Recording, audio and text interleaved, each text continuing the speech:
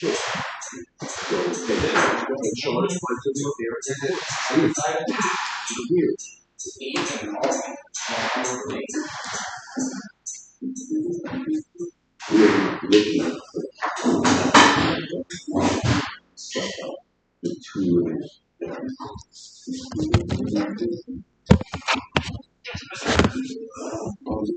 is Chantel using what appears to be a red cup from the red floor when we are on the yellow floor? It is a visual and therefore a visceral betrayal. Stop it.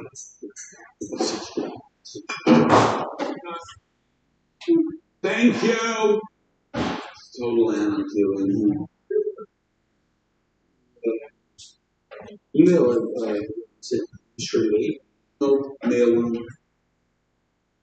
How many go?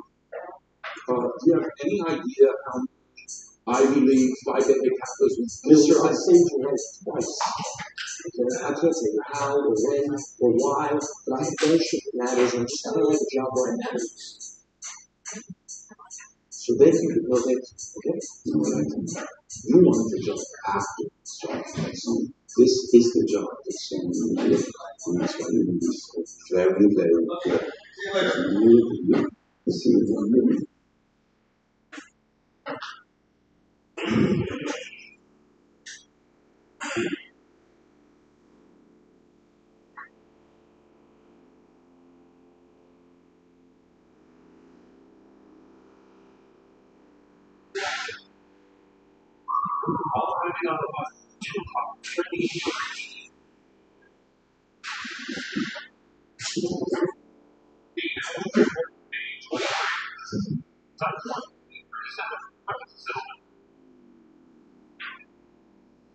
Sir, I suggest you remember that when the NSA wants money, the CIA is going to take out a target. They ask first for money. When the president wants to have the Congress, all times that they'll let's say, criminal conduct, on a number of guys. You say they've been monitoring the blast, but in fact this was a covert military strike. The CIA is on my ass about this mystery raising lately, so it's time to complain. Was your unit involved? I'm not sure. All right, guys, it's time to do a Decepticon head kill shot. As Director of National Intelligence, I'm a really big fan of intelligent answers. Let me tell you definitively. All right, let's get ready. It's all time.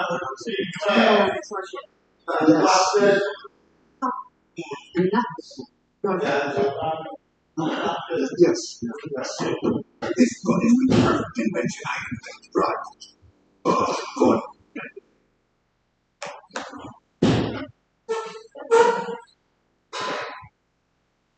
5 minutes, not process. 5 minutes, not process. 5 minutes, not process.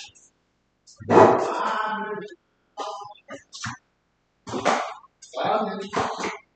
That's fine.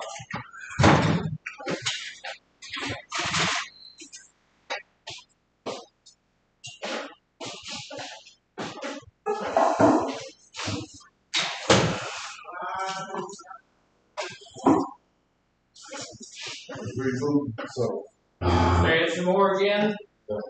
get up I'll get up in a second. That thing there let you know, doesn't it?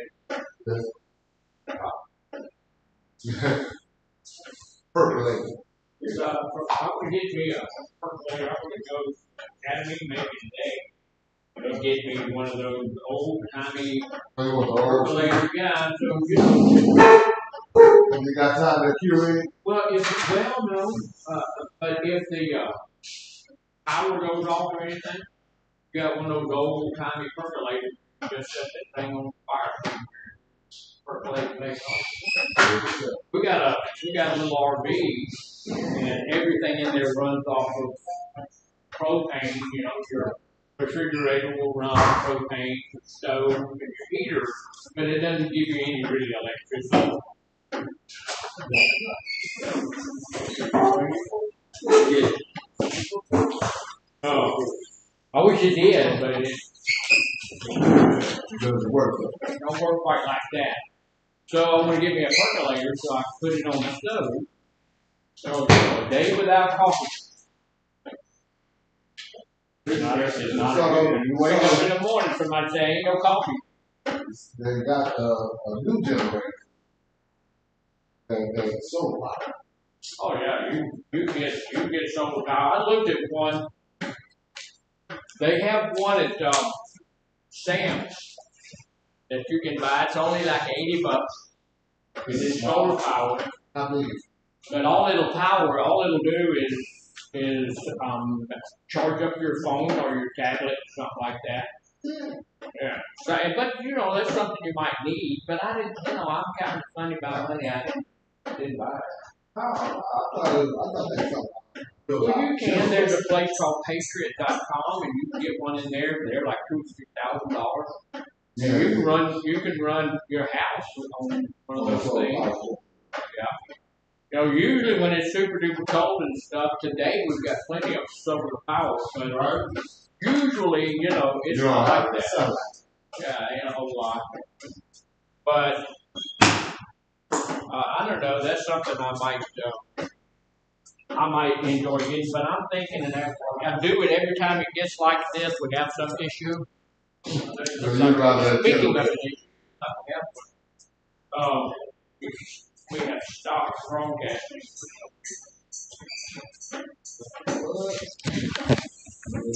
What happened?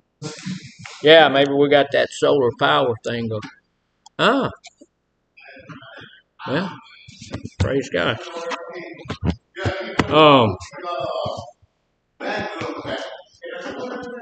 Every time we have some issue like this, some event, I always say I'm going to get me one of those old house generators. Yeah. I never do. You know, they're expensive and all of that stuff, but I still want to do it. Well, good morning, everybody. Happy Tuesday. It was cold this morning coming in.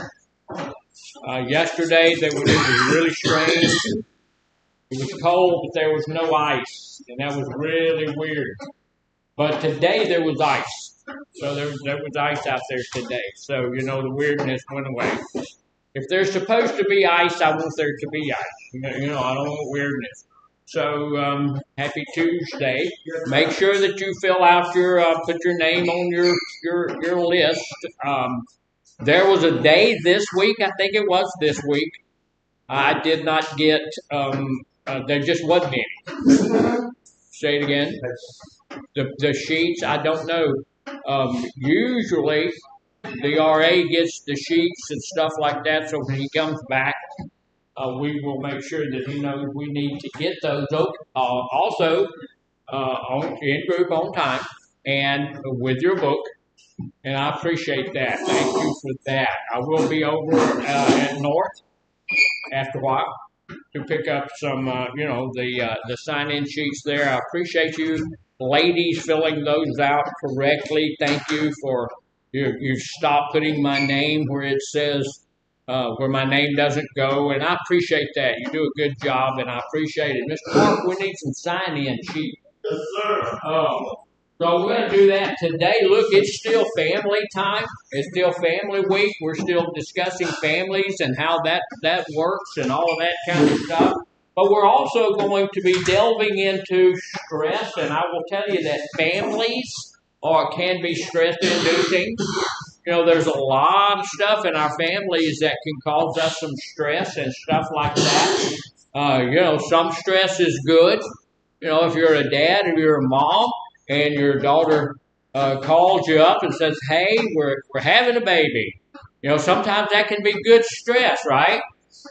It can be. You know, you're about to be a granddad or a grandmother, or in my case, a great-granddad. You know, I can remember when my grandson said, hi, we've been having a baby. Okay, well, yeah, right. So that makes me a great-grandfather, yeah. Okay. It can also cause stress when your daughter comes in and says, hey, Mom, Dad, I'm pregnant, and she's 12. So that causes a different type of stress, but it's still stress, and stress can cause us some issues, right? So we're going to talk a little bit about stress. We're going to talk a little bit about how to deal with stress and how to get stress out of our lives just a little bit and how to keep stress out of our families. The second thing that we're looking at, yesterday we talked a little bit about being estranged, which means that we are parted from those folks. We're on page 21, which looks like this. Some of you now, your pages, somebody got really, really smart. Miss Caitlin is the one who makes the books. And I'm assuming she's the one who got really, really smart. But Mr. Farmer is the one who made the book. So somebody went back in there and put a page 21 on there. If yours is like mine and doesn't have a page 21, then it's an older book. And what it means is it's the page after page 20. Now I know it's just tough stuff, but you get to 20 and go one more, and if you make it to 22, that's too far. So the next thing we're looking at, we went past the estranged part, but we're now sometimes a lot of us get to that place of being in our family health just kind of insecure. And I think that I'm past the estranged part with a lot of the people in my family, but I'm still at some insecure spots with a lot of my family. You've maintained a lot of those relationships, but if not most family relationships, but some or all are in a state of insecurity. People just don't know how to take you now. People are still distrustful of you. People are still knowing what you have done. Here's the deal. Now, look, I'm going to tell you all this. It's a sad thing. But when you do something, people always remember what you did. They're always going to remember that. If you save a baby from a burning building, people will always remember you as the baby saver. They will always remember that. But if you're the one who threw the baby into the burning building, they're going to remember that too in a different kind of way. So we're a little bit, some of those relationships are in a state of insecurity. Others see a need for change. However, past actions or conflicts have damaged the relationship stability. We have some issues there. Our relationship in our family may not be all that stable. And if we have some issues in our family, can that cause us stress?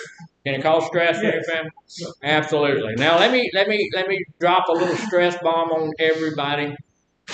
A little bit of housekeeping this morning. I was supposed to go see my doctor about some stuff in the morning, and I found out last night that hadn't been set up correctly, so it may not happen. But I got a hold of them this morning. So they said, "Oh, we're going to take care of all of it. We're going to have the nurse call you some." So my phone is on, and they may call me at any time during the session, and I do apologize for that. That's not nice at all. I do apologize for it. But when it happens, we're going to have to take an impromptu break. No. And we'll just run outside and, I'll take the phone call and maybe set up a place to go get all of that done. So y'all know that. Tomorrow morning, not really sure about group. I do have an appointment tomorrow, but it's not early in the morning. So I may be here for group, and I may not be here for group. We'll just have to play that by ear and see what's going on, right? So the sign-in sheets are now going around. Look, most of the guys here, most of you have really good handwriting. I really appreciate some of y'all's handwriting is just really, really, really good. Some of it is atrocious. There's a couple of folks there that, look, it's terrible. I have to sign off everybody else, get everybody else checked off, and then go back and see who's left, see if I can find you. Now there's a couple of folks who've gotten with me and said, "This is my signature. I know it's horrible, terrible, nasty, and ugly, but this is how it looks. Look, here's the deal. If you know your signature looks that way, come tell me. This is me. This is me. This is my mark. Yeah. And it'll work." So here's some things. This guy here, you can see him here, over here. He's having some issues with what? Stress. Here. He's having some what? Ear issues. Yeah. So he's having some issues with that. And so who do you think this might be? A stressor. A stressor. Yeah, that's a good thing. Over here, we have another. This guy over here is kind of yelling at him. Who in your life could possibly be yelling at you? Your wife. Your wife. Some family members might be letting you have some, a who? A friend, anybody like that. Some, all of those people who can do that. The RA staff, your counselor. Some people, look, we don't want to be yelling all the time, but we do sometimes. Sometimes we need to do that. How about your boss? Yeah, you can get some stress from work, and this looks nothing like, I was going to say that looks nothing like my boss. Right? My boss calls it stress, but she's not a yeller to start with, and she don't look like that either. So but that happens. We do have people in our lives getting called to stress. So people cause us stress, situation causes us stress, your job can cause you stress, because when you go to your job, what are you expected to do? Work. Expected to work. Expected to perform. How about if you're not performing, and you know in your knower that you're not performing well? Is it going to cause you some stress? Yeah. Yeah. Here lately, I want to be an overachiever. I want to achieve something. When I go home at night on the way home, I'm thinking about what I managed to get done that day. If I do an assessment, if I do a treatment plan, if I do a group, if I do notes for the group, I'm going over my mind what I did that day, because I want to be worth whatever they're paying me. Right? And if there's a time when I get to where it doesn't feel like that to me, that causes me stress. And here the last couple of months, I've not been 100%. I've not been well at all. And so you can't, like we've talked about this 100 times, if you feel well, you do well. If you don't feel well, you don't do well. Right? And so not feeling well, I don't feel like I have been doing well. And that causes a little bit of stress in my life. How about in your family? Yeah. There are expectations in your family, right? Yeah. Your family has expectations of who? You. When we had Thanksgiving and Christmas this year, my wife forever, and we've been married for 52 years. She's 71, and forever she's been cooking this big old Thanksgiving dinner and this big old Christmas dinner, and all the kids show up with, we'll bring sides. And so what do? They bring a little bowl of green beans or something. My daughter-in-law is from Africa, and she brings African food. There's some black something other. There's beans in there, but I don't know what it is. But it's black something, and it's black fire. It's just. I mean, if you take some of those, you take a spoonful of those things, throw them on the floor. You got to get the fire extinguisher, because And my son, he's married to her, and so he's eating that stuff. I say, you're like, oh yeah. It's good. I like. He don't have much choice. He's married to the girl. He got to like the food. But my other son, who's he's my younger son. He kind of likes it too. But I can't eat it. And I tell him, honey, I love you, but I can't eat this crap. This is horrible. It's just, that's just the way that is. But this year, we told those kids, hey, Mom's not going to do that. She's not going to cook this big old meal. She's not going to do it. So if you want to eat at our house, you got to bring something. So my daughter immediately said, well, we're having a big old deal over at our house this year. So, okay, just stay your happy butt over there at your house. I can. And so the other one said, well, we're going to come, but we're going to bring, and they did. They brought all the food. So what did that do?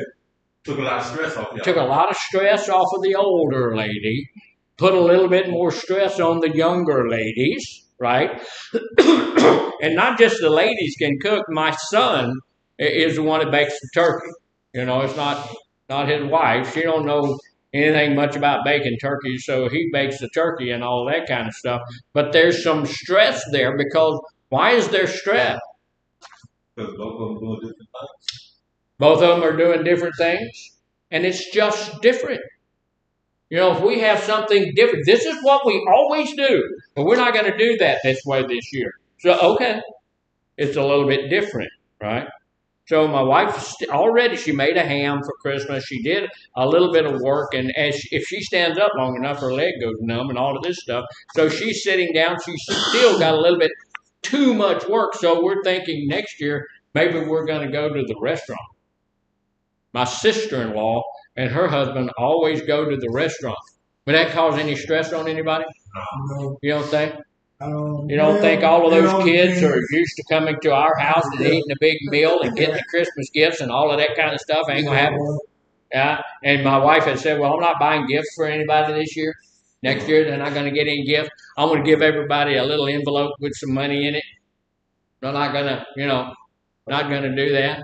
I'm thinking, yeah, if you give everybody a little thing with $5 in it, and it's the thought that counts. So that caused a little bit of stress too. I doubt that that's going to happen. That's what she's talking about doing because her sister does it. But they went to this restaurant and they tried to get us to go, but we wanted to do something at the house.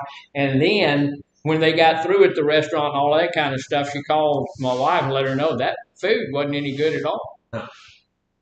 So I don't want to go somewhere that the food's not going to be good or any of that kind of stuff. So all of those things can cause stress in your life. Can me having issues with drugs and alcohol cause stress? Yeah.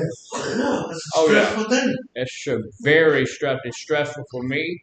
It's stressful for my family. It's stressful for my friends. And me having a bad attitude, can that cause stress in my family? Absolutely. Absolutely. I'm going to tell you, if you got a bad attitude, myself personally, I'm not really happy with stress. I don't want a lot of stress in my life. So if I've got if you're causing a lot of stress in my life, then I need you to leave my life. Because I don't want all that stress, right? So here's a couple things. We're going to talk about some stress things, and then we're going to talk about how to get out of it. Wouldn't it be nice to have have a life that's completely free of stress and anxiety? But then you'd have somebody like, Miss Casey come in, cause some more stress in her life. As appealing as it sounds good, right? It sounds good not to have any stress or any anxiety or anything in our life. But here's the deal. It's necessary for us to have some stress in our life. Yeah, there's good stress and there's bad stress.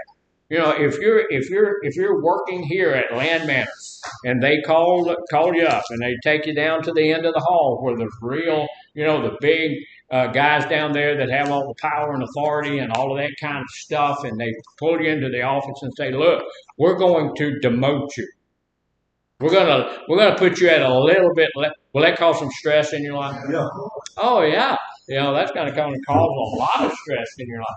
How about if they do the same thing and they say, "We're going to promote you"? Good stress. It's good stress, but it's still stress, right? There's going to always be some kind of stress in your life. When you have no stress, none at all, no anxiety, nothing like that in your life, guess what's happened? There's people singing sad songs and walking slowly. Yeah, you probably in the deep sleep now. You're dead. So, there's some things. Some stress is actually good for us. There's a thing called, look, we're going to talk about a law really quickly. I'm not going to spend a whole lot of time on it. And I know everybody already knows this. Y'all have heard of the Yerkes-Dodson law? Yeah, nobody. Okay, yeah. The Yerkes-Dodson law tells us that stress actually increases performance. That means a good thing. We work better under stress. If we've got a little bit of stress then we work better. Why do you think it is that a lot of the times, and I do it as a supervisor, I do it. I've been a director back in the past, and I've done a lot of that stuff. I was out of prison. I was a director out there for years and years and years. And you always come up with a deadline for everything. Everything has to have a deadline. Why is that?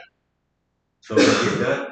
so it can get done. That's exactly the thing. You know, a lot of the times, if you leave something open ended, it does not add a lot of stress in anybody's life, and nobody gets excited about getting it done. But if you put a deadline, this has to be done by next Thursday at 2 o'clock. What does that do? Makes you add stress and make you get it done. You know, there's a deadline. You have until here to get that done, and that's going to put a little bit of stress in our life. As we get closer to the deadline, what happens to the stress? It increases. It can go up, it increases, and what happens to our performance?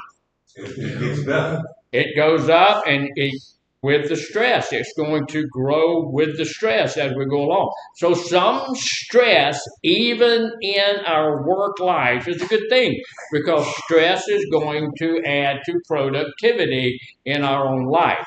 Now, if we get to too much stress, that messes things up. It says, look, tells us that stress increases performance, but only to a point. At some point, the stress is not helpful. Having too much stress can be overwhelming, right? So if I've got too much stress in my life, it's overwhelming. When stress becomes overwhelming, what is it? When stress becomes overwhelming, overwhelmed stress. Right.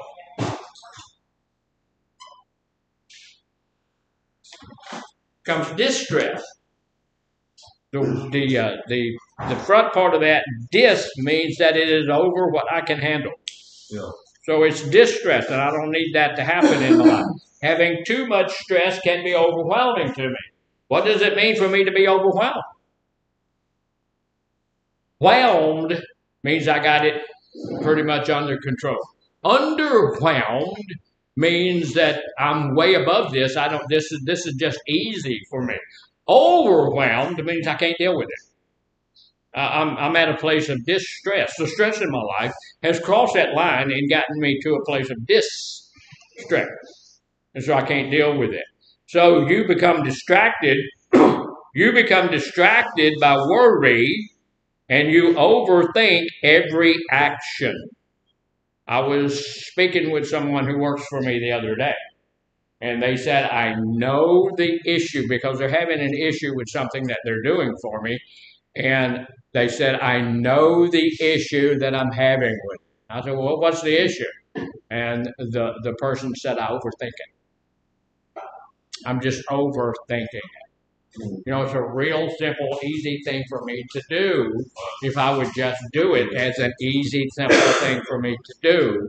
But I don't. So it's, I overthink it. And that causes worry and all of that stuff, and that worry causes stress. But on the other hand, having too little stress in my life can lead me to boredom. I see that in groups sometimes when you're not, when people are not stressing just a little bit. Should your treatment plan stress you out? No. It shouldn't stress you out, but it should stress you. No. You should be looking at your treatment plan, not in group, but you should be looking at your treatment plan on your own time and on your homework time and stuff like that. And there should be a little stress involved in that. It should be, I need to get this done. I need to have this happen. I need this to be completed by a certain time. That's why you have times in there to get that done, because it's going to drive you into that. It leads you, if you have too little stress, it can lead to boredom. It can lead to disinterest and a lack of motivation. Sometimes stress is a motivator. In the optimal zone of performance, stress can motivate you and allow you to enter that state of flow. Anybody ever been in a state of flow? Sir. Yeah. Everything is going the way that it's supposed to go, and I've got it, and somebody comes up and says, hey, let's do this. Let's go. Wait a minute. No, I'm in the zone. Yeah. I'm in the flow. Man, I got this thing going, and this is working well for me right now. Leave me alone. Don't come tell me you need to do this, you need to do that, because I'm in the flow right now. Leave me alone. Yes. That's called alpha brain waves. Alpha brain waves, he says. Some of us don't have no alpha brain waves. Some of us, you know, we're down there in the EF and, you know, all of those things. So here's the deal. This is where we are with our stress. This is how our stress goes. Just like that. In low stress, we're at this place. This is what we are accomplishing because we don't have a lot of stress in our life. Nothing is driving us toward doing what we need to be doing. This is moderate stress. When this is moderate, that's what I need to have in my life is moderate stress. It's going to do stuff that helps me focus. And I want to tell you, we need to be focused. Why do you think it is that I yell so much? Because we bring junk to group. We sleep in group. Why do I yell so much about it? Because you're not focused. I've had people we're not supposed to be bringing books or food or anything else to group. And the reason for that is while you're snacking, you're not focused on your group. You're not focused on the training. While you're studying your whatever, I had a guy get really upset with me several months back because he always brought his Bible to group. And he was reading the Word of God.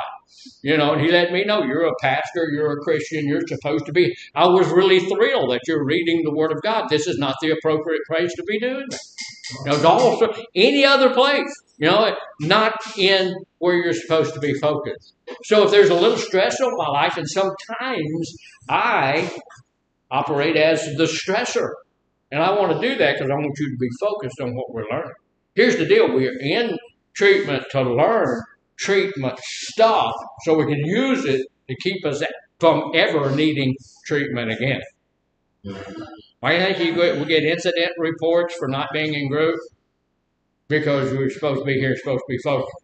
And why do you think you get incident reports for sleeping in? Because of the same thing. If you can't stay awake in group, you don't need to be in group. So, focus. It also helps my motivation. A little bit of stress will help me get motivated. If my boss calls me to her office, she can motivate me pretty quickly. You know, she can say, hey, I need this to happen, I need that to happen, I need this to happen by this time. That can motivate me. So that stress that she puts in my life, just having me in there, talking to me about what she needs me to do, she did that this morning.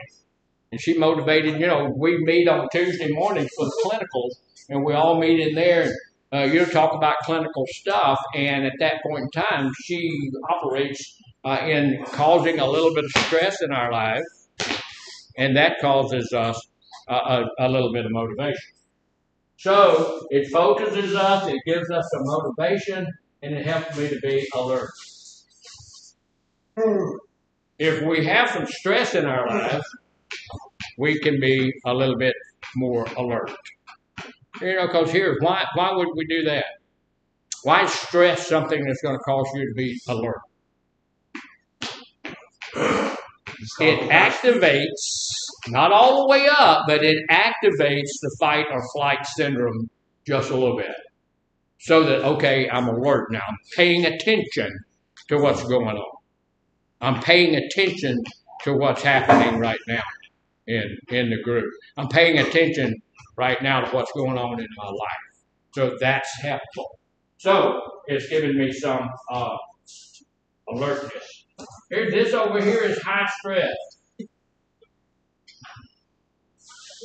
We do not want to have high stress in our life.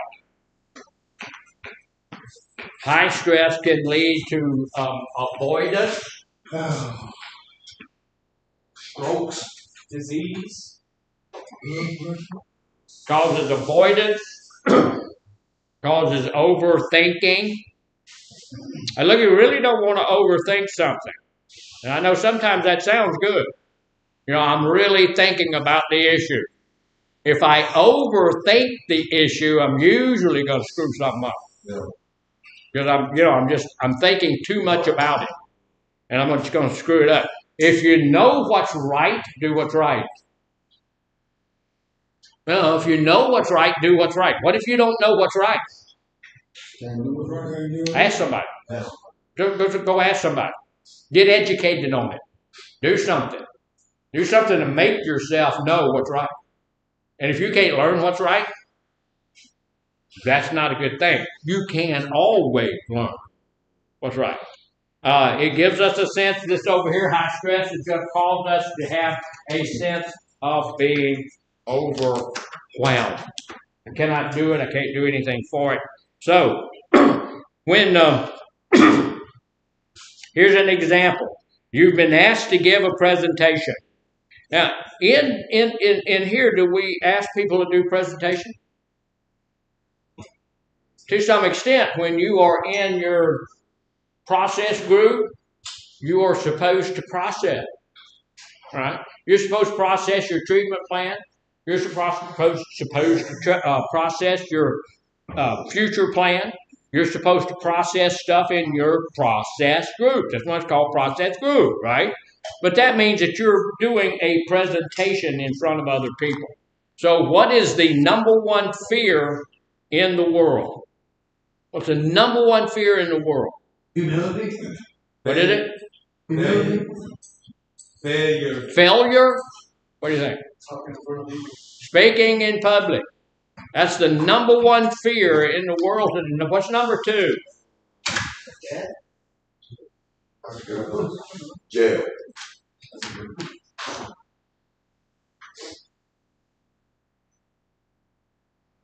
No, let me hold that for you. Thank you. Yeah.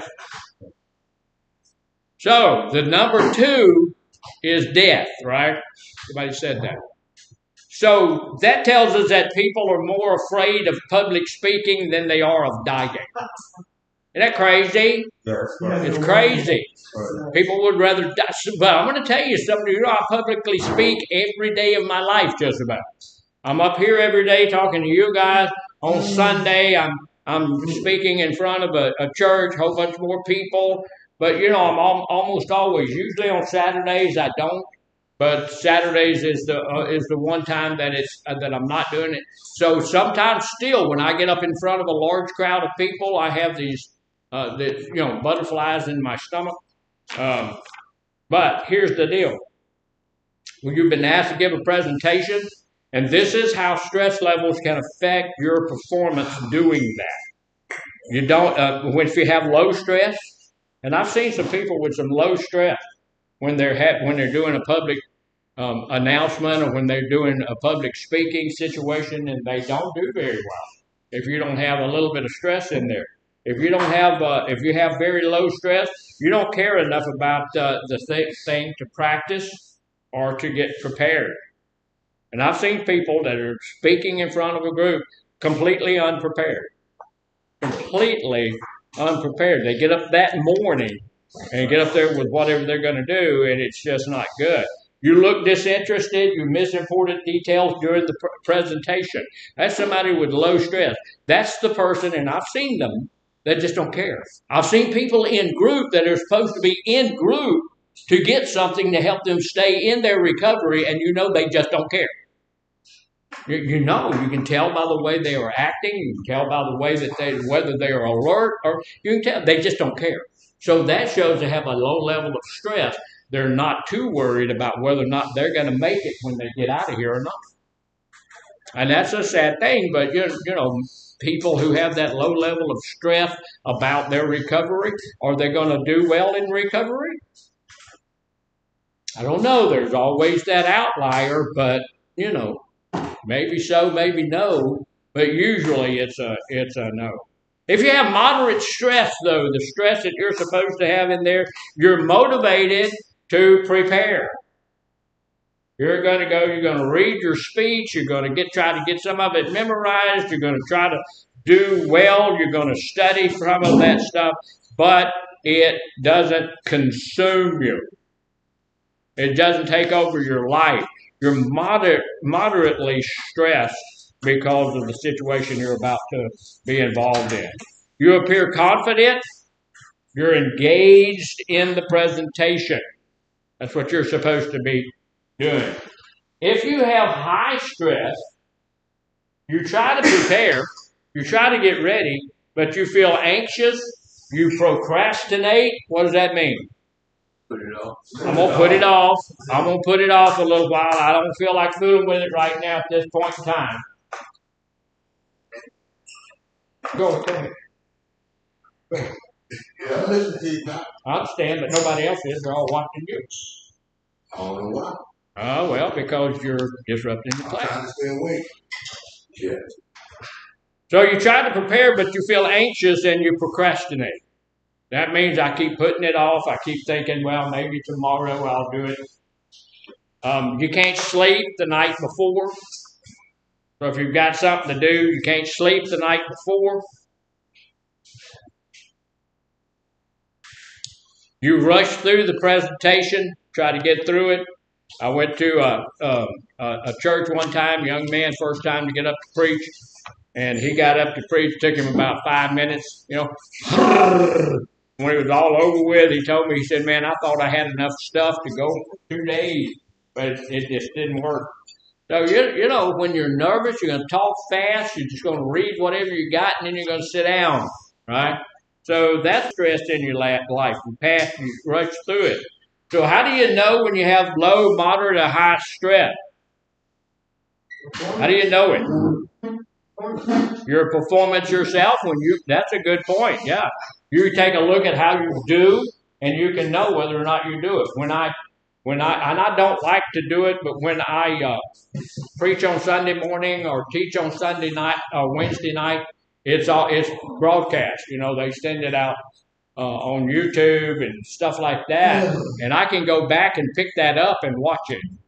And when I watch it, I can tell whether or not whether I had a whole lot of stress, not enough stress, or if my stress level was at a place where it was really enhancing what I was doing. I don't like the way that I sound. When I listen to myself, I sound like who I am. I sound like a Mississippian. I sound like a hick, you know, and so I don't like the way I sound, and my emotions are a little bit off, all of that kind of stuff. I don't like it. And so I don't do a lot of watching those things. But I have a lot of other people who watch them. We have people that are in England who watch our broadcast. I think that's pretty good stuff. I think that's interesting. So, how does each level feel in your body? How those thoughts change as your stress changes? We need to be at a place where we understand how our stress level feels in our body. Do you know when you have low stress? Sometimes. You should, yeah, sometimes that's a good answer. You should be able to, if you pay attention to how your body feels, if you're disinterested, if you're going to sleep, if you're checking other things, if you're doing stuff and you're disinterested, that means you have low stress in that. It don't make you any difference if you get anything out of that or not. It doesn't make you any difference if anybody else, if you're doing the speaking, if they get anything out of it. Yes. Do you think that passion and inspiration could completely make stress obsolete, potentially outperform it? Because once I started doing what I was inspired and passionate to do, there was no more stress. I understand that. Now, what he said, if passion, if the real desire in your life, does that take the stress out? I will tell you this, I don't believe so. We don't feel the stress. You know, we don't feel the stress usually anymore the way that we used to feel the stress. But I will tell you that perfect level of stress is there, because if I don't have a level of stress, I'm not going to have that level of passion. That level of stress is what's going to usher in that level of passion. I'm ready to do it. You know, when God has given me a message to give to a group of people, I want to get that to them. When I study for this, you know, and I want to get it there, sometimes there is that passion, and it causes some anxiety in me and stuff, because I want you to get it, and then you know I have to go and think about it. If the person doesn't want it, I'm not going to make them get it. And it's just like in church, you know, we have people. I had a guy in our church. He's gone now, but used to he brought his phone with him every Sunday morning to church, in Sunday morning church, and he's on his phone. And I thought, this guy and I have another person over here that does it, but the person that sits over here is watching the performance on the television thing, so that for whatever reason. But this guy was playing Candy Crush, and so he didn't care. It's just like if we had the phones, we'd be playing Candy Crush. Because this doesn't, but yes. So would you consider positive energy stress as well? Yes, positive things cause stress. That's what he was talking about. If I'm really, really intense about what I'm doing, that stress level is going to get there. Positive things cause stress too. When your daughter has a baby, or when you get married, or when you have your first child, or when you get promoted, or you get a new job, everything is going to bring that certain level of stress into your life. Without it, we usually are not functioning very well at all. So, but we do need to know how our body feels, in relationship to that stress. I'll know, look, if I'm interested in learning something because that stress level is there. I don't want to miss something. I don't want to miss anything. If that's not there, then you have very low stress. And you just don't care whether you get anything out of it or not. And if you have the right type of stress, then you are at that place that's a positive stress where you're wanting to receive whatever is meant for you to receive. High stress, you get to the place where you're not going to know it at all. So if you are a perfectionist, how could the law affect you as you approach the problem? Remember, perfectionism is a disease. And if you have that disease, if you get into anything, you're going. I wouldn't think so. I've heard something from that. We'll perfectionism is a disease which says I cannot have a problem. I cannot fail. I cannot do anything wrong. Everything has to be a lie. Everything has to be perfect. But not everything in the world, but just me. I have to be perfect. So you'll lie, you'll cheat, you'll steal, and that when you're a perfectionist, that anxiety and that other stuff will stay right up here high all the time. And you usually if you are a perfectionist and you want to come to work for me, if you tell me that, I won't hire you.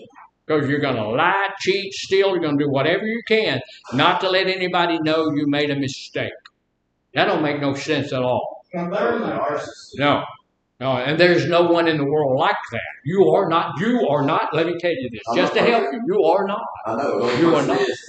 And so here's the deal. For you to be able to sit there and say, I'm not perfect, that makes you not a perfectionist.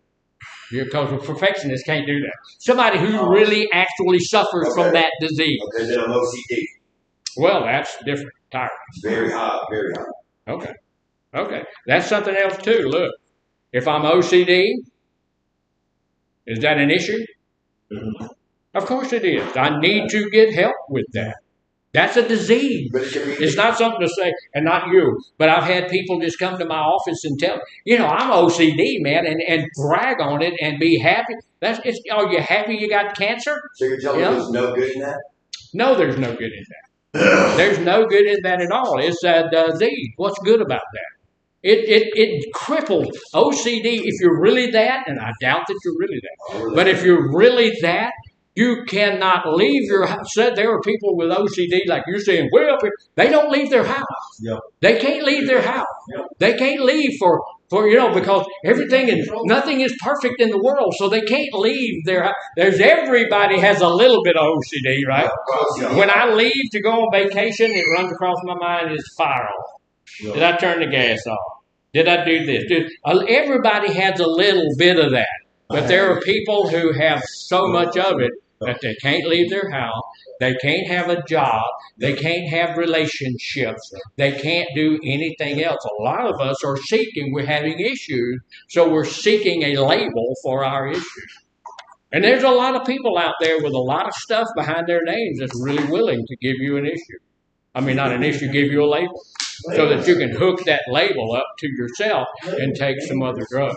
So if someone tried their hardest, try to do the best job, but they would never lie, make themselves better. They're not considered.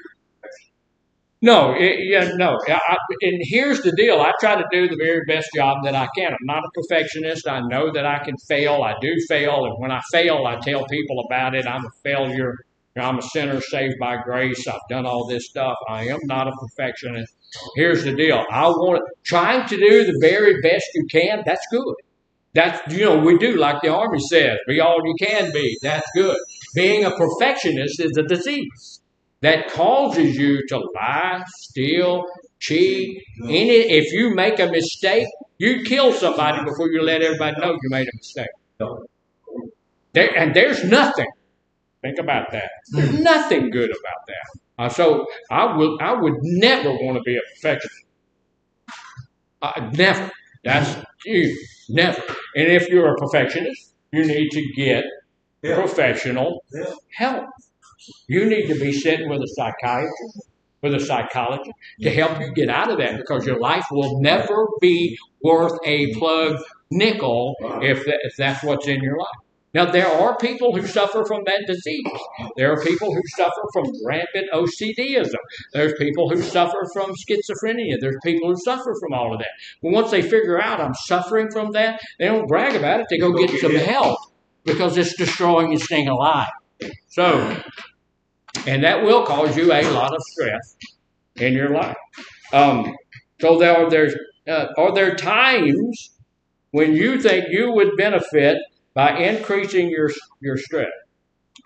Sometimes. I think there is. If I'm not satisfied with where I am right now, if I'm not satisfied with my life right now, I might need to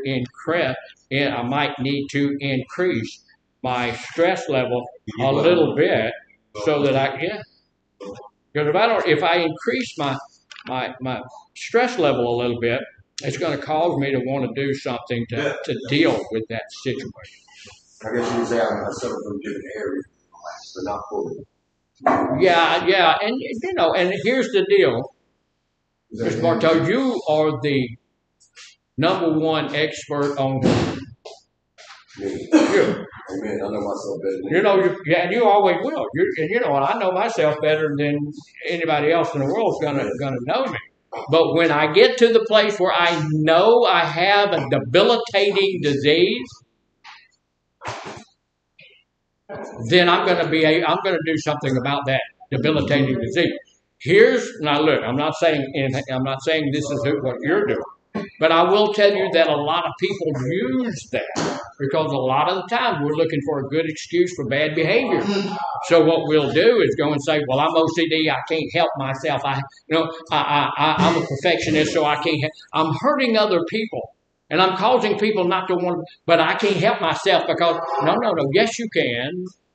Yes, you can, because it's not who you are. You're just using it as an excuse. Crutch. And so, that's crutch.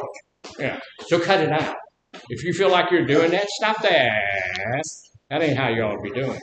So here's a couple of things I want to share with you. We're gonna give out of time before we give out stuff, but that's all right. When we're at work or when we're at other people, we need to do some things to build some boundaries to keep us from getting to that place of high stress. Right? I'm going to tell you, have you ever been stressed out at work, where you were totally stressed out at work? Have you ever worked around somebody who was totally stressed out? Yeah. Dangerous too. Yeah, angry and stressed out. The deal is that if people are at that high level of stress, it's going to get them to a place where they're going to get into their feelings. And so that's look. People who are at that place need help. Need help. It's a sickness. So we need to make sure that we set our own boundaries, and that we allow people to have their boundaries. And if we run into people with no boundaries, let them know. I'm not going to let somebody who has no boundaries be around me very long before I let them know. Either build some boundaries or build some distance between the two of us. I don't want to know everything you got to say. I don't know everything you got. I don't want to know all of that. So here's some things about building those work-life boundaries. Work often intrudes in our personal time. It does.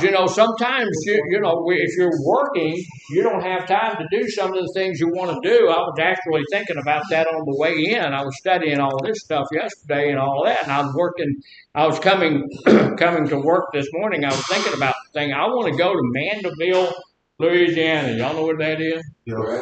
That's right, Mandeville, Louisiana. It's right on the coastline of Lake Pontchartrain. It's a really neat little town. It's right outside of the state park, Fontainebleau State Park. It ain't blue. It doesn't have an L in it anywhere. Fontainebleau. But it's a neat. Have you ever been there? It's a really neat state park. It's got all these big old trees with that moss hanging out of them. Like all yeah, it's just beautiful. But and it's right on Lake Pontchartrain. Kind of looks like a swamp. Say it again. Kind of looks like a swamp. Yeah, it kind of looks swampy, but it's beautiful. But we want to go to the city of Mandeville. We went over there. We were only there for one night last time we went out. And so we went down there to have breakfast in Mandeville. And there's hundreds of little bitty tiny itty nice shops and stuff like that. So we want to go back and do that. So I'm thinking, in the town, I want to go back to Mandeville, Louisiana. But then you know what? I got to come to work over here. So my work is keeping me from going to Mandeville. But going to Mandeville would keep me from coming to work. And, so there's that situation there, catch-22, you got to work to have the money to go. But if you go, you don't have the money to go. So what? So you got both of them together don't work all that well. So sometimes it's you have to have those boundaries. There needs to be a time in March. I'm going to a place called Elam, and I've been there. You've been to Elam? Yes, sir. Yeah, it's a church. I got a church for my room. From Elam. Yeah, it's in Pasadena. It's a big old church. We go down there every year for what they call the convocation. And then in October, we're going to Kerrville. A friend has a church over there. We're going to go there for the camp meeting. And so most of my going now is, I go to church. But I have that set up because we need to have some free time, right? We need to have some self-care. Self-care is important. So, which can make it, look, here, it gets into our personal time, which can make it feel like the workday never truly ends. When I leave and I do that. When I leave from here, I take my computer home with me. And even on the weekends, I'm looking in my computer and I'm okaying things and I'm QCCing things and I'm doing that because I have a counselor up here who's working. And as she does stuff, I have to say, okay, that's good. So, I have to do that. So sometimes that can lead to exhaustion and burnout. And you're just not any good for anybody after that. So work-life boundaries keeps your work and your personal life separate so you can shed that work persona and engage in your personal life, rest, and recharge a little bit. So, we need to do that from time to time. So here's the deal. Here are some things that we need to do that will help us to do that. If we're at work, we need to wind down. We need to, and we do that. The counselors and I, we have what's called a huddle. We huddle in the morning. We'll go in and probably about 10 minutes we huddle. And what that means is we get together and we talk about what might happen that day, what we need to do, what Mr. Washington did, things like that.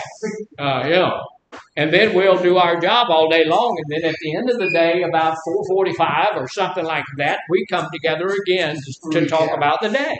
What happened today? What happened today? What was it? What did Mr. Sims do? All of that kind of stuff. What Mr. Smith, how many minutes during the day did Mr. Smith sleep in group? And all of that. We talk about all of that stuff during the day. At the end of the day, we get that down. So tying up loose ends. before you end your workday prepares you to set a firm boundary. I will tell you that I really don't have that firm a boundary there because, like I said, I leave from here and we try to close things up. We try to wind things down. Everything. That's what we do in our evening huddle. But when I get home, I pull my computer out and see. And a lot of times, somebody has done some work that day that needs to be okayed, and I'll get it done before I sit down and have fix it. So here's the deal: when we get ready to go, we tidy up our work area. Now, if you're working here, there's somebody who goes in and cleans the desk up, messes stuff up, and all of that kind of stuff. So you have to find out where all that stuff was pushed and get it. But you tidy up your work area. That's one way to find out what goes. If you come in the morning and you emptied your garbage and everything the night before, and you find chicken bones in your garbage can. Oh, yeah. You know, somebody been there. Somebody been in there eat chips. Eat chicken. Yeah. I've had that happen. Not here. At another place, I've had that happen.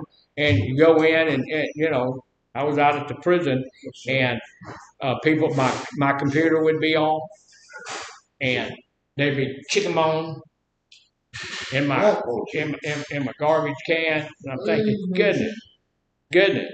So here's another good plan for us. It's going to help us get away from that. Write down tomorrow's task. We do that at our little evening huddle. A lot of times we'll talk about what might happen tomorrow, what we might want. Why should you write it down that before you go home? Well, so it'll be done the next day. You already got a good start on it. But also it takes it out of your sphere at that point in time. I've got it written down. It's at the end of the day. It's written down. That's done for the day. The work is done. I'm not fooling with it when I get home. It's not a good plan for me to take. It's a good plan for me to take my computer home, but it's not a good plan for me to take it in the house every night and pop it up. That's not a good plan. So, yeah, it's gone. Here's something that's hard to do. We silence work notifications on your phone. One of the things that Mr. Farmer did that helped us to do that a lot, we used to get calls from everybody in the world. Something happens up here and everybody got a call. This happened. Okay. Okay. So now we have what's called an AOD, Administrator on Duty. And about every 6 weeks, I'll come in wearing an extra phone. And that extra phone's right here. And all the staff have the AOD phone. And so nobody else is bothered. Everybody else is doing what they do. They are taking their downtime. The AOD, the Administrator on Duty, gets called if there's an issue. Now, if that administrator needs to call somebody else, they'll do it. They have the authority and the power and the phone number to call anybody they want to call. But nobody else does that. They just call the AOD phone. And you see how that gives everybody else, the ability to sit down and calm down and cool down and say, okay. See, because y'all don't tell him I said so. Okay. Don't tell him I said anything. But Mr. Farmer, pretty smart. He pretty smart guy. So he figured all that out and got all of that done for us. So what we're going to do before we get started on the next part of this is go ahead and take our break. We'll be back here 15 minutes after. At 15 minutes after, y'all be in your seat.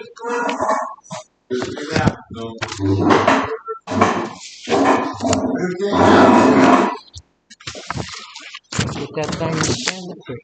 That's all you want to do. Yeah.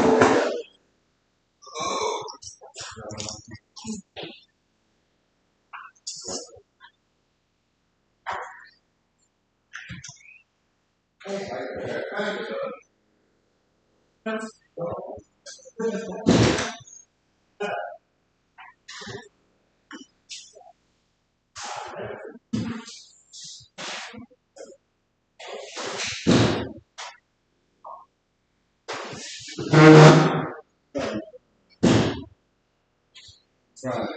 So the ball can fall asleep. Yeah. It's not a phone for I think That's good.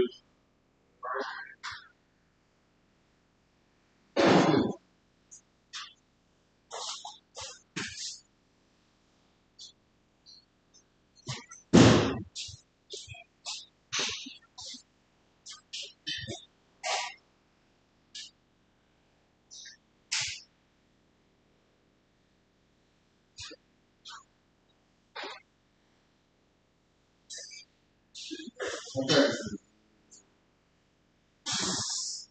Huh?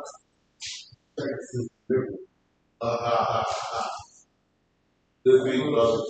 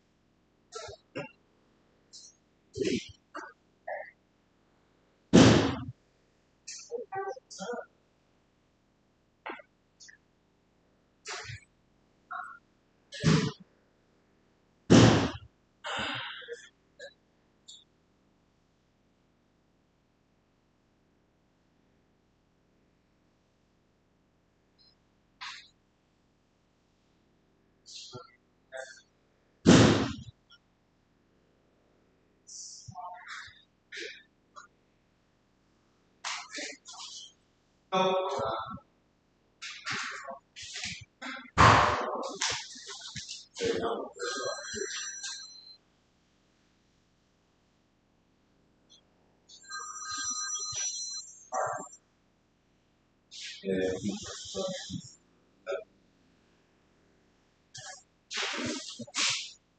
I appreciate it. Perfect.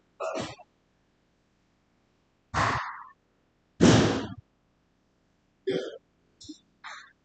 Yeah, team.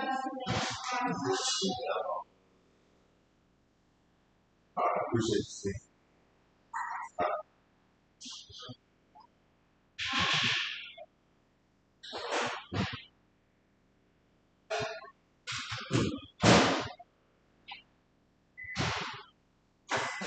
Yes, sir. Yes, sir. Yes, sir. Yes, sir.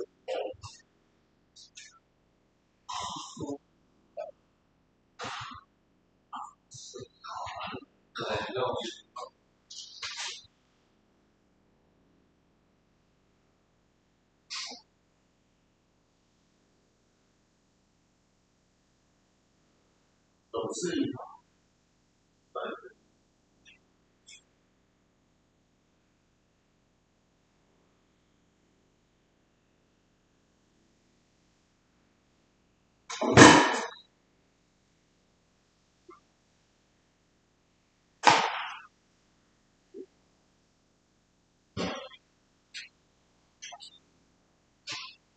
I'm being good. I'm being good.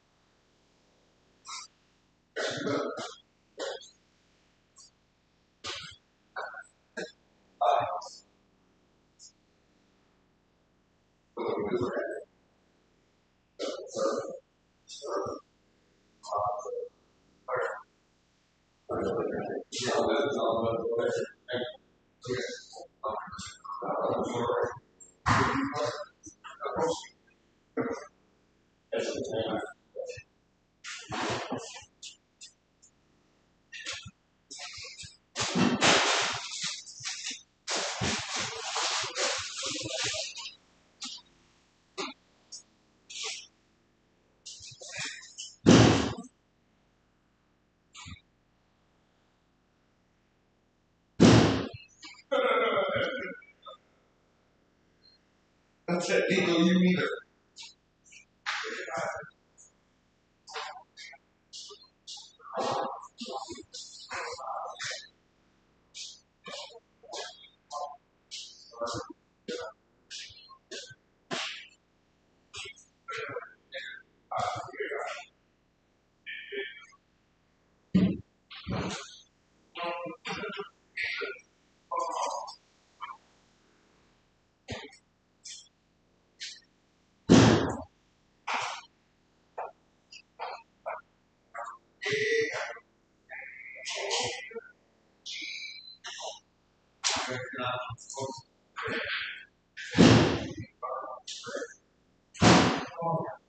Oh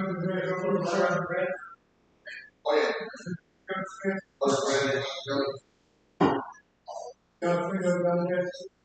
Yes, sir. Yes, sir. You got it. You're the man.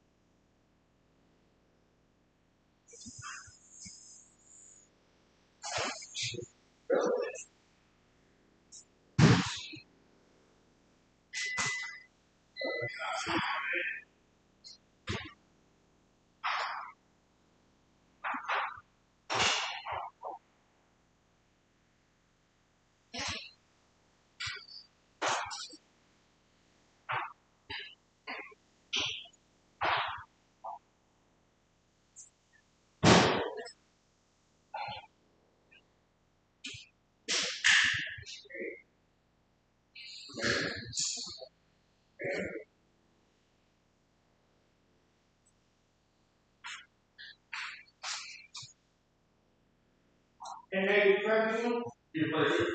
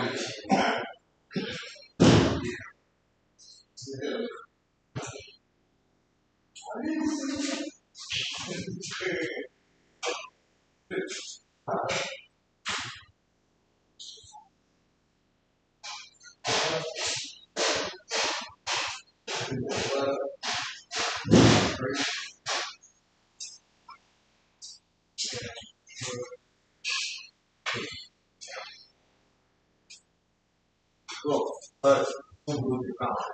Who will be found?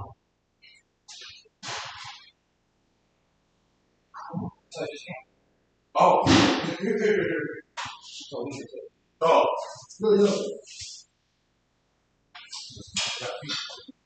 I don't really love you.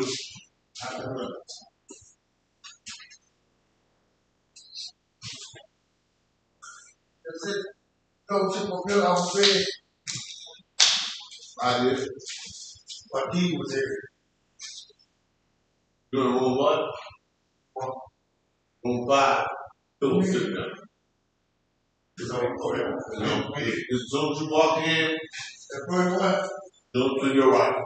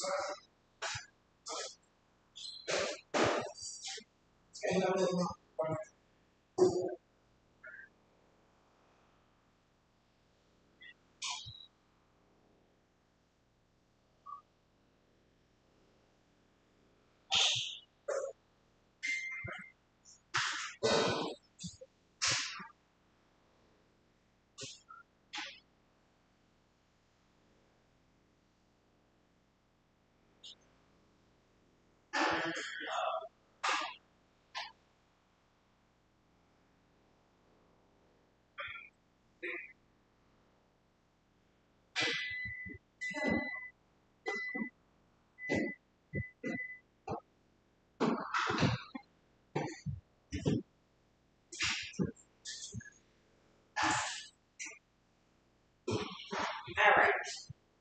What's your name? Randy. Randy.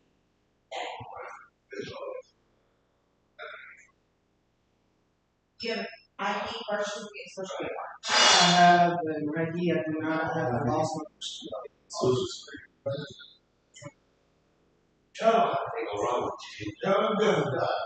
Birth certificate, social security. Folios. We got.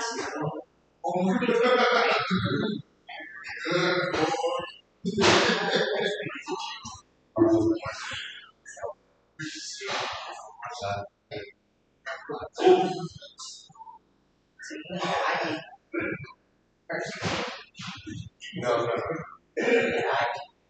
But I couldn't go with it. Got it. Birth certificate. My license was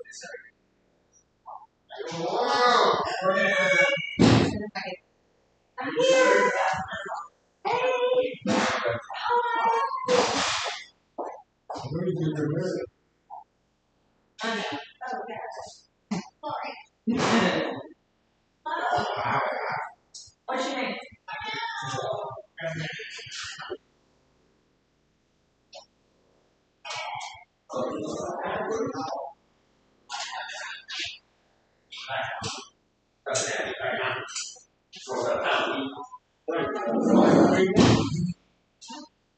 Five, 6, 7, 8. It's a possum.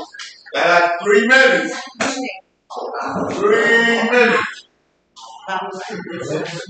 3 minutes, though. 3 minutes. What time? What time? 6. Alright, you got an ID? Yes. You have a birth certificate. I'm asking you general. Got a birth certificate, Mom?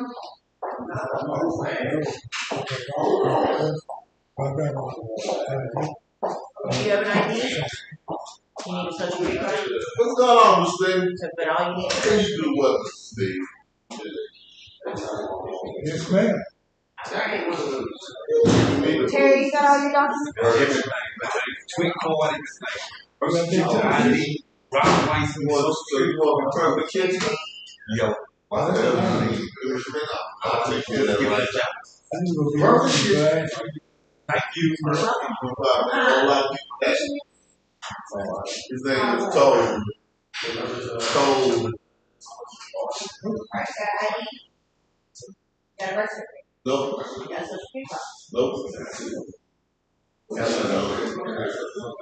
I will get you about Him got all that. Him got another problem.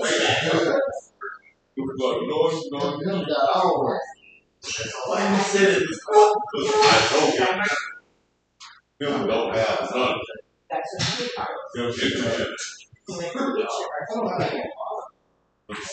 She's from Texas. I like him like I have no idea. You probably you wait for all this job. You don't have no money in your account. Broke his butt. Negative zero. Negative zero. You can don't be yeah, you got job. Okay. Nigga need the three hot leaders. Yeah. What?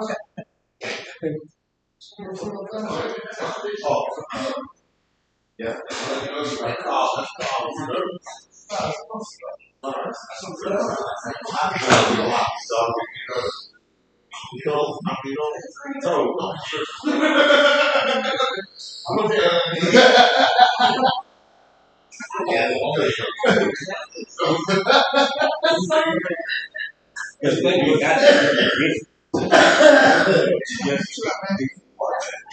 Get that man so you get a body.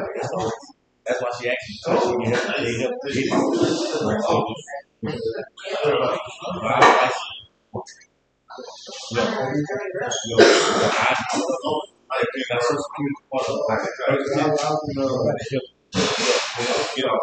so when you get in the world, you find out.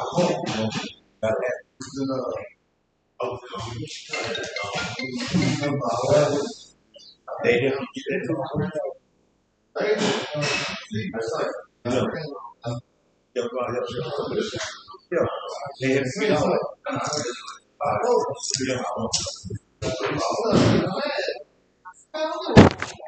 All righty then, we're back. Oh. Some of us made it back to group. Thank you. Get back started on this stuff. So here's one of the things. This is the other thing that we can do. Is once we get it to where we have that wind down thing completed.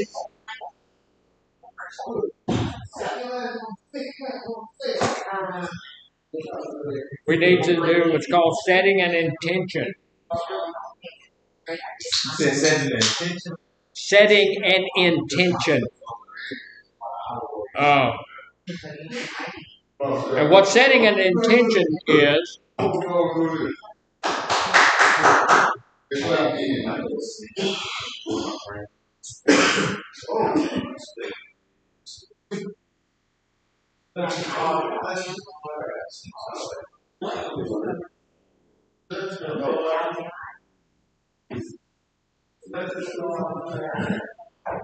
Talk about generosity now. I'm dealing with it. Nah, man, everybody doing bad. All right, y'all. Can I disrupt y'all for this a moment? Certainly. If you need an ID, birth certificate, social security card, and I have not just asked you, please raise your hand. You got me on the way. Jordan. What's the last name? Which one is the ID, birth certificate? Yeah, ID. Sorry, ladies. We'll get started here in a minute.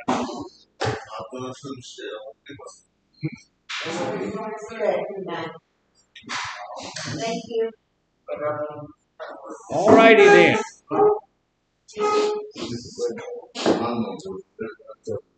Set an intention. So what do you think that setting an intention would be? Setting a goal. Kind of setting a goal. Yeah, making a conscious decision to set a firm boundary increases the follow-through or the chances of a follow-through. We need to have a conscious decision. Most of the time we need to write that down. Because it gives me a something solid that I'm planning on doing, and it gives a lot of the times it's like having a New Year's resolution. How many New Year's resolutions do you think are actually carried through? Not many. Not many. Most of the time, by the third or fourth day, those things are given up on, and we're back to where we were before. But this helps us a little bit if we write it down. If we decide we're going to do it, it also helps to pair your intention with a small, meaningful activity, something we're going to do. Now, here's the deal. We need to, what we're talking about doing is if we're at work or in the treatment facility or something like that, and the day is over with, when we're leaving for the day, we need to do something that marks it, that shows that we're done for the day with that activity. So, if you're driving home, find a landmark. Find a landmark, whatever it is, a church, a tree, whatever it is that impresses you.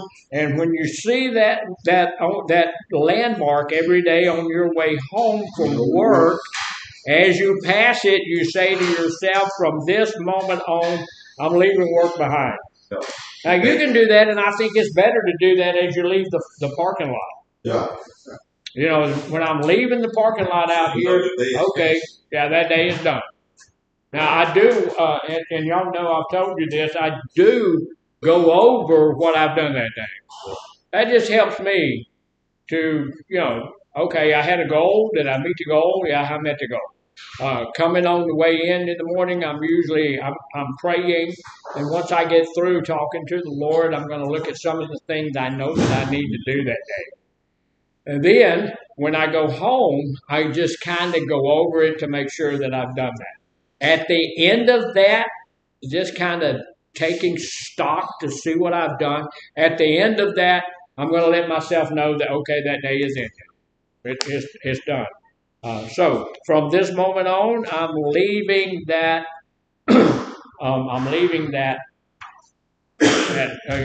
Work is over with. We need to choose a container, put it by the front door. I have one. We have a little round thing by our front door. As soon as you walk in the door, there it is. It's just a little tiny receptacle. It won't hold very many things. It's kind of like Miss Casey's prayer thing in there. And you can tear off a little thing and put a prayer request in that little prayer bowl she has in there. I have something similar to that right inside our door. And when you get home, you drop your keys and any work items and tell yourself, I'm done with that until tomorrow. Done with work. I'm not going to take work home. I'm not going to do a whole bunch of work. And y'all know that I'm not really good at that. I put my keys in my little thing. I put my other stuff in that little thing there, the little receptacle. But I take my computer. We have some of these big old chairs we bought for looking out. We have like 6 back windows that are 3 by 5. We bought those big chairs to sit there and look out the back window so we watch the rabbits play in the yard, squirrels, and whatever else is out there. We don't use them for that. When I come in, I put my computer, my little bag that I carry, put it in that thing. And then when I sit down, I've usually got my computer out. I need to stop doing that. And I intend to stop doing it. I don't need to do it. I will tell you this, that since I have staff here on Saturday, I will probably noon or so take a look at that to see if she needs some help. I'm going to do that. But I'm through. I'm done with work until tomorrow. Now, this is something that not very many people are going to do, but it really is helpful. And we're going to talk about a couple of things that it's helpful for. When you finish work, splash some cold water on your face. Say to yourself, goodbye work. Now, look, sometimes I do that. When I go back here, we have a little huddle from like 4:45. We go in there and talk about the day, what happened, our frustrations. Sometimes we can get frustrated. Sometimes clients can frustrate us. Sometimes each other frustrate us. Sometimes higher ups frustrate. Sometimes we just get frustrated, and it's good to talk about those kinds of things at the end of the day. And so we do that. And then sometimes, usually, look, it's a pretty good little ride for me, so I want to use the restroom before I leave. And so I go into the bathroom, use the But sometimes while I'm in there, I'm going to splash. What does that do when you splash cold water on your face? Yeah. Sometimes it will wake you up. Sometimes in here, I was thinking about that the other day. You gave me that idea, was to get me a good one of those big old water pistols. Then I thought, man, I'd have so much water in the, I mean, I'd have 9 gallons of water out there. There's some people you ain't gonna wake up, doesn't make any difference what you do.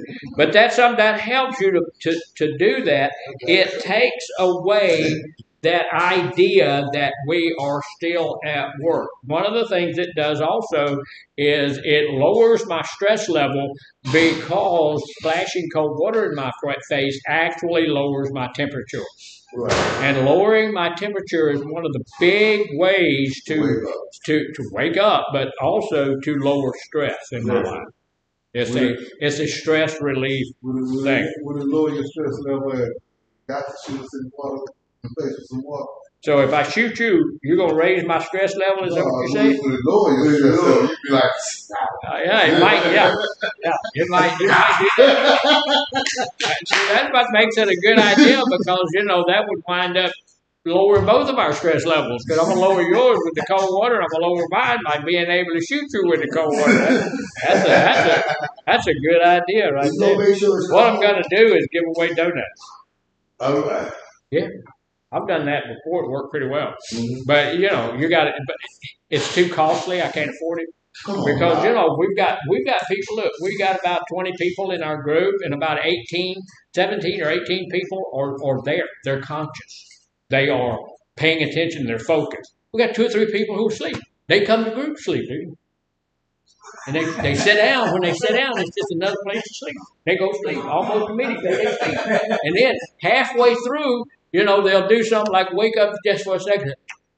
And then go back to sleep. Okay. Hey, I'm showing y'all I'm conscious for 30 seconds. That means I have the right not to have to be getting in trouble for the whole group. I don't know anything that went on, but for that 30 seconds I was there. Yeah, so see. And I'm not going to say who that was. We don't need to point that out. We don't need to point people out, try to insult them, try to embarrass. We don't need to do that. Everybody already knows.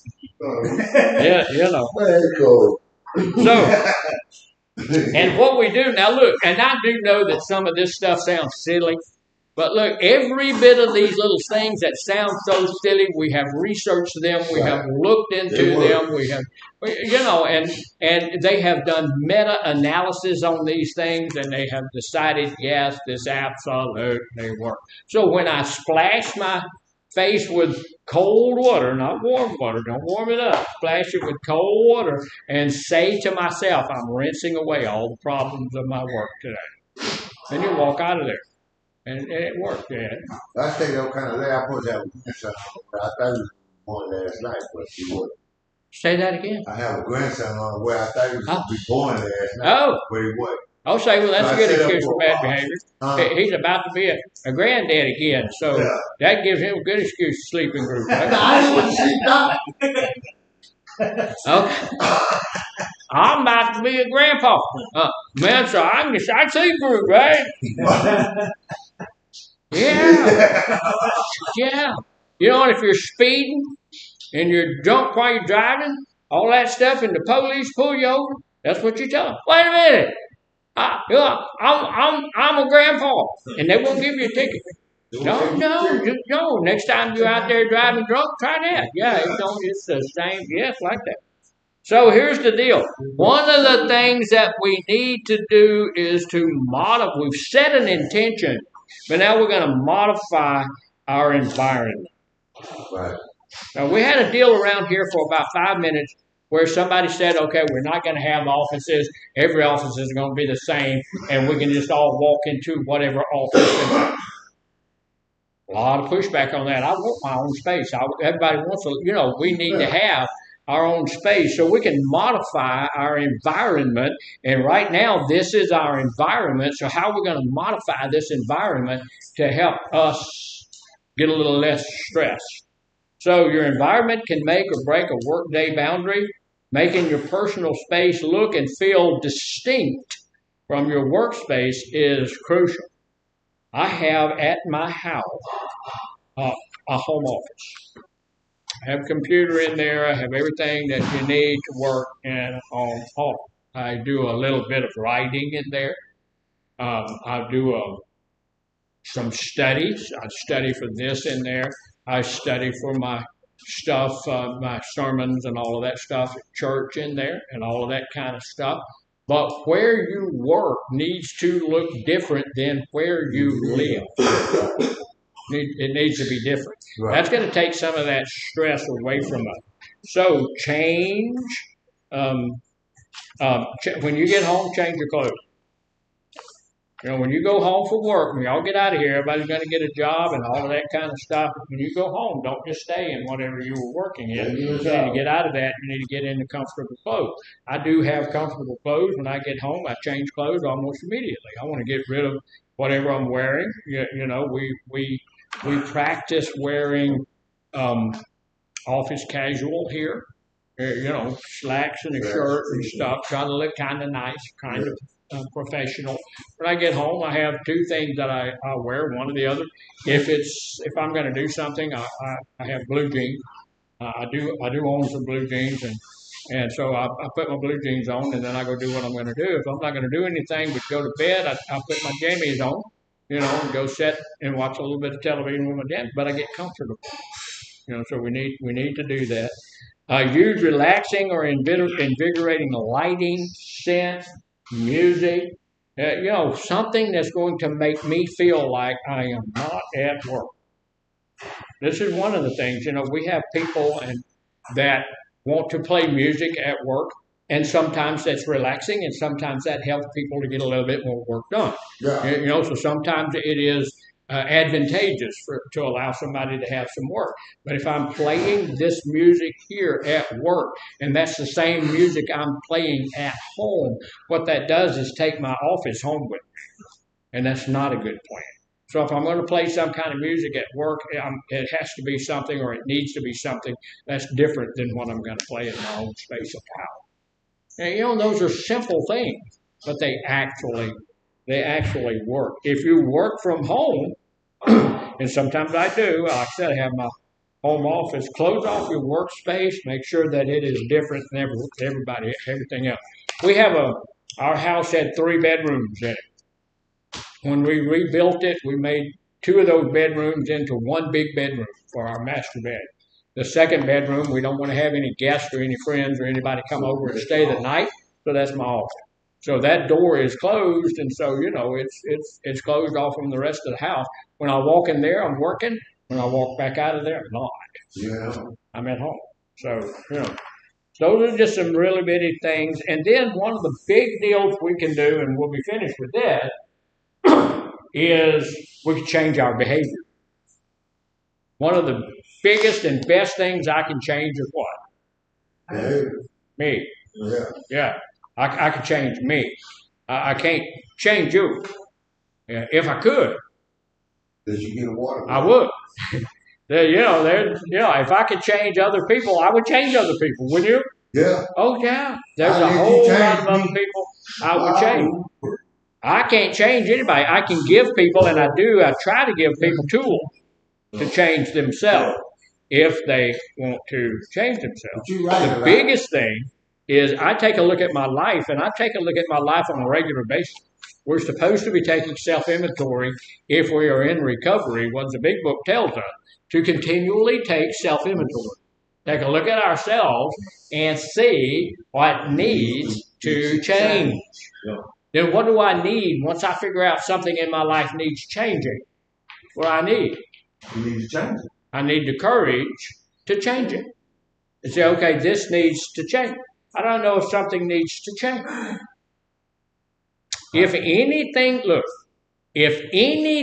that I'm doing is hurting anybody else, that needs to change. You don't have the right to hurt anybody. Right. You don't have that right. You don't have the right to hurt yourself. Right. And you don't have the right to hurt anybody else. You just don't have that right. So if there's anything that I'm doing in my life, is there anything that you're doing in your life right now that may be hurting you? Yeah, absolutely. Using drugs? Absolutely, yeah. Well, hopefully none of us are using drugs right now in here. No. But we do. We drink a lot of caffeine, don't we? Yeah. Yeah. We're smoking cigarettes as often as we can get them. We ain't got them. We're gonna borrow them. You know, we're gonna do something. You know, we like back in the military when I was in the military, we were marching for 20 miles, and every time you stop, the guy that was leading the march, oh, I'd smoke them if you got them. And there was tons and tons of people who started smoking in the military because if you didn't have them, they'd find something for you to do. You know, and so, okay, you're not smoking? Come here. Come here. Okay. No. Hey, Sarge, no. Oh, really, that's a real good cigarette right there, man. Yeah. And so we'd learn to smoke, and everybody was, doing all that kind of stuff, But we do that on a regular basis, and that's horrible, terrible, nasty, health destroying to us. But we do it, and if we don't have it, we'll fight. We're going to have my drugs, we'll do that. So we need to change our behavior. That's a big deal. So this is going to help in my work-life boundaries. It's also going to help me with my stress level doing a non-work activity. What do you do? Go fishing. Go fishing, the man said. Back on that fish. Yeah. So doing a non-work activity lets you step into another role and creates distance from work thoughts. Aim for an activity that helps you relax, recharge, and get into a different mindset. I used to work in the oil field many years ago, and in my truck, I kept a rod and reel. That was a telescoping rod and reel. Y'all ever seen one of those? Yeah. Where you can just pull it out? Yeah. And I take that thing, and if you got a ham sandwich or something, you can catch a fish on just about anything. Yeah. A piece of bread, yeah. Anything. You throw it out there and the fish are going to bite it. And I was working down in South Texas, and we'd go over there, and it's just any little hole, even, we call them fish tanks. Just the tank is little. It doesn't necessarily have to be a tank, be called a tank. A little pond, little tiny pond where the cows, go get their. And you catch all kind of fish in there. They're full of fish. And so we were doing even the ones that were metal sometimes, this big old metal fish tank. I mean, it's a cow tank's what it is. We could catch fish out of there. And, we would. Oh yeah, the guys would put fish in there because when a cow goes or a horse goes or whatever to drink water, whatever they're eating, the grass or the grain or whatever they had, it gets off in the water and it'll build up in the bottom and make the water sour. So if you put some fish in there, the fish will eat all of that stuff, keep the water from becoming sour and poisoning your animal. So, and they didn't really care for us fishing them out of there, but if you caught one or two, they wouldn't mind. So, just some type of something after work. It's tempting to zone out sometimes on your phone, and sometimes I will tell you that I do that, or on the television, but you can indulge in that, maybe take about 15, 20 minutes for doing that kind of stuff, then get up and do something that's more enticing or more enriching. Do something. We all know that we need to do a little bit more exercise. We need to be walking. We need to be doing some stuff. So we can do some of that stuff, walk around the house, do something like that. I have a little bit of land out there in the country, and I like to walk around my land, and I do that time to time. Right now it's a little bit too wet because I have like an acre and a half that's cleared where my house is, but the rest of it's in woods. And I like to walk through the woods and all of that kind of stuff. But right now, you walk out through there right now and you come back wet, because it's just wet. But it's fun. Say it again. Sometimes the dog, he can't go out in the woods with me because the only dog we have right now is Husky. And if you get them out of the gate, they're gone. So he stays in his that's his little environment there. That's his kingdom in our yard, and so he stays in there. So no, he don't go with it. So immerse yourself in an activity that's distinct from your work. One of the things I do that's not really good for me as far as a health thing, not very active, is I write. I go and I write books. I'm starting one now that's on the 12 steps. So I'm gonna get that. It's gonna be a Christian look at the 12 steps, and you guys need to go online and buy it. Right. Buy it. If you don't want to read it, buy it for your friends. Just buy it. Christmas will be back. You can buy. And so y'all just buy the book. So find something that's different, like playing with your pet, taking a walk, visiting with a friend. We need to do something that is distinctly. What does distinctly mean? Completely. It's not what you do. It's not what you do. And look, I know that most of us have what's called a sailor's holiday. What's a sailor's holiday? Doing the same thing you do at work, at home. That's a sailor's holiday. Like a guy who works as a mechanic, what does he do when he goes home? He works on his car, he works on his friend's car and stuff. We shouldn't be doing that. We should find something else to do. But sometimes it's not easy to do because that's what we need to do. When you work, when your work pops up, or when thoughts of your work pops up, then gently turn your attention away from them and refocus on the activity that you are doing. Doing something a little different. Now, there are some things that we can do to deal with distress. Remember, distress is a little bit different than stress. We're going to have a little bit of stress in our lives all the time. If we've got enough stress, things work well. So if we get beyond that, we become overwhelmed. That becomes distress. Gets into a place where we just can't deal with it. So there's some tips that I want to share with us real quickly, and then we'll be done for today. But when you're overwhelmed by intense emotions, there's a thing called TIPP. And I want us to look at TIPP real quick. Look at that. Most of the time, see, some people's minds work like that. They're just nasty, and they just stay nasty. That can't happen. So, it just can't happen. They got nasty. So, here's the deal. These are some of the things, these skills can help shift the body into a more relaxed state. When you know you're freaking out, when you know you're overstressed, when you know you're leading into distress, use one of these or more of these strategies to regain stability in those moments of turmoil. The very first one is T. What does T stand for? Could stand for anything.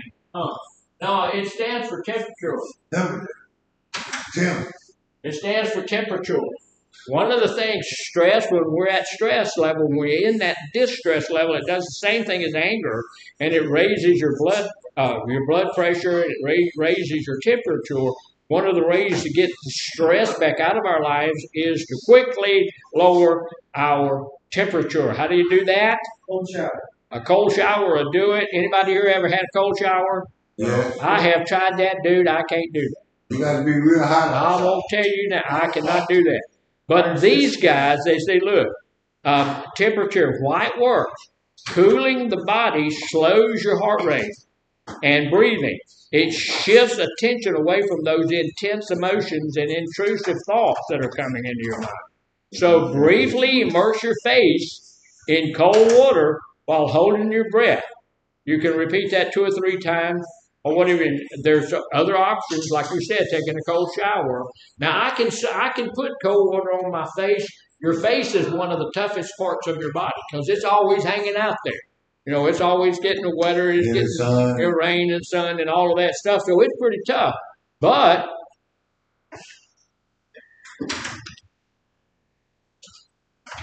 it's sad. That is sad. But putting some cold water on your face will do that. Taking a cold shower, I just can't do that. putting an ice pack to your skin. You don't want to put, you put it in something. You don't want to put just that to it. A wet cloth on your face or your neck. Whatever you can do to bring your temperature down is going to deal with the stress that's in your life, just like it will with the anger. If you're just really angry, go in there and do the same thing. Modulate your breathing. Moderate your breathing. Modulate get your breathing under control and all of that stuff. Yes, sir. What's the I for?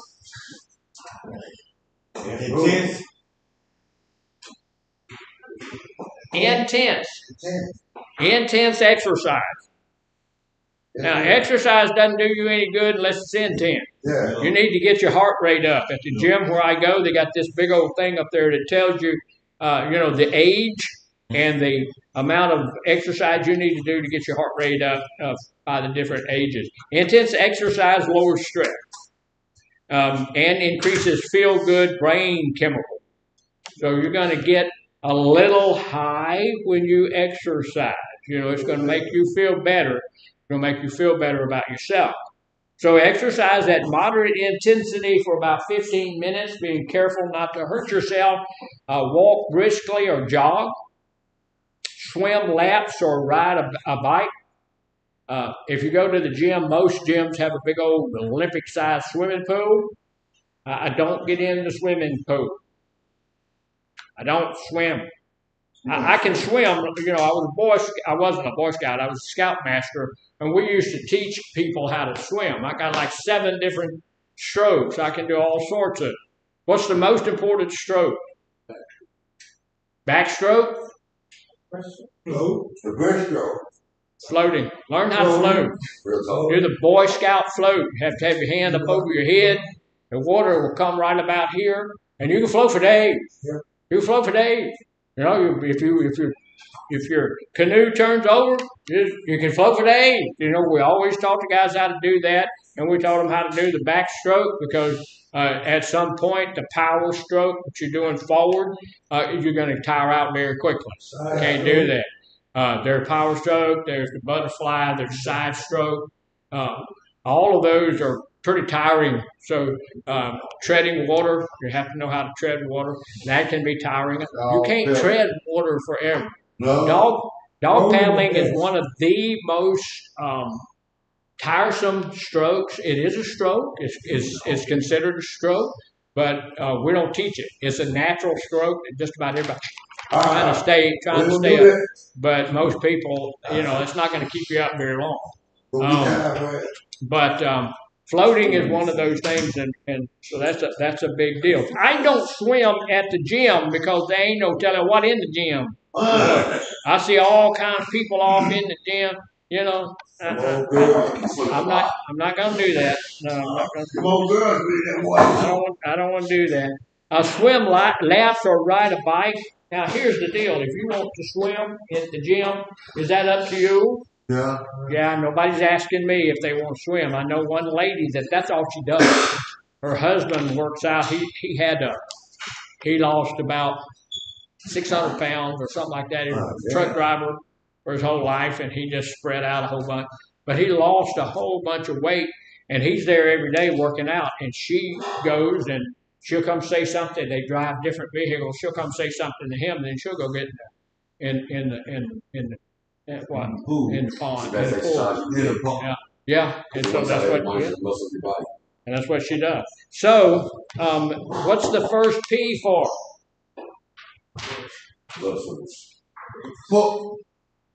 Paced breathing. Breathe. You got to breathe anyway, so you might as well breathe in a way that's going to help you get that stress down.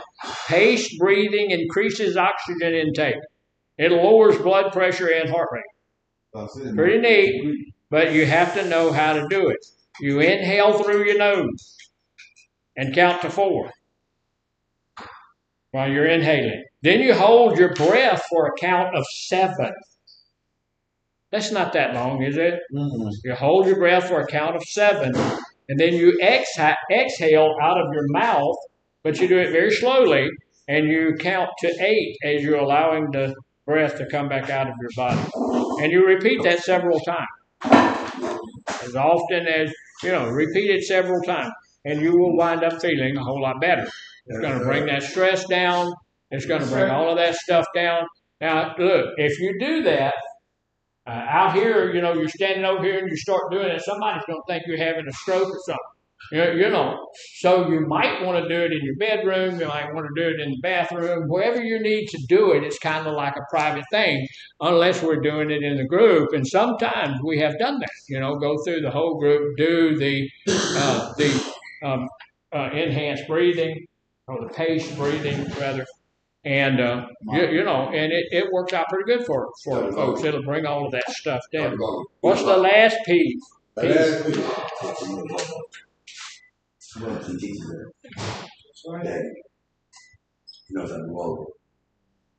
last P is progressive exercise, or progressive muscle relaxation. And look, this works really, really well. What we need to do, what we do, is you start at the bottom of your feet, and you just tense up your muscles all the way up through your body. You tense up your leg muscles, you tense up your stomach muscles, your chest. You're not even here. Yeah, the word's last word. You can't see. I lost mine earlier too. I just bought these things. Little wheelie walkers come off of it. So anyway, tensing and relaxing muscles helps the body to let go of stress, triggering the relaxation response. You sit or lie down in a comfortable position. You can also do it standing up. Tense the muscles in your feet for 5 seconds. Try to push your toes. Look, try to push your toes through the floor as you're standing. Push your toes through the floor. That will tense those muscles up. Sorry? Like a toe rise. Yeah, like a toe. That's a toe rise doing that. Not putting your toes, but sitting with your feet flat on the floor and press your toes down like you're pressing them through the floor. And that's going to tense your calf muscles a lot. And then you just go on up through your body and do that. Tense the muscles in your feet, slowly relax. Eat these muscles as you say the word. Now, here's the deal. You say the word relax. Say relax as you do it. Now, here's the thing. I'm not certain that adds a lot to it, but that's how they want you to do it. So usually that's been the response that, coming from a lot of research. But even if you don't say relax, just do it. Let your muscles relax, and that's going to lower that stress in your body. Repeat these steps with your calves, your thighs, midsection, back, chest, arms, and face, and it's going to help that get down there. Now, real quickly, we don't have a lot of time, but real quickly, let me tell you something that we want to learn how to deal with some stress in our life. Because here's the deal. If we have high levels of stress, that leads to a lot of different things. And I heard somebody delineating that as we were talking about it earlier. High stress can lead to heart attacks and stroke. High stress can lead to a hardening of the arteries, which lead to what? Heart attack and stroke. High stress can lead to high blood pressure. It can lead to heart arrhythmia. It can lead to certain types of cancers. It can lead to all sorts of physical problems in your body. High stress can also lead. Does intense working out not cause stress as well? No. Intense working out will lower stress. Your body, as you work out, the stress level will fall down. I see some people in the gym who are stressed out, but they're stressed out because they are comparing themselves to other people. And it causes a little bit of stress in their life. You got some little skinny guy in there with a bunch of bodybuilders. He's going to feel a little bit of stress. But what we need to understand is that guy there started where you were. Yeah, he didn't come that way. He had to build that way. The other thing is that stress can deal with a lot of mental illness as well. Stress can cause anxiety. Stress can cause depression. Stress can cause you to have issues with schizophrenia and bipolarism and ADHD. All of those things come from somewhere. And a lot of the time, having high stress in our lives can cause it. So, questions, comments, or snide remarks? None? None. All righty then. That's it for today. Thank you, gentlemen, ladies. I'll be over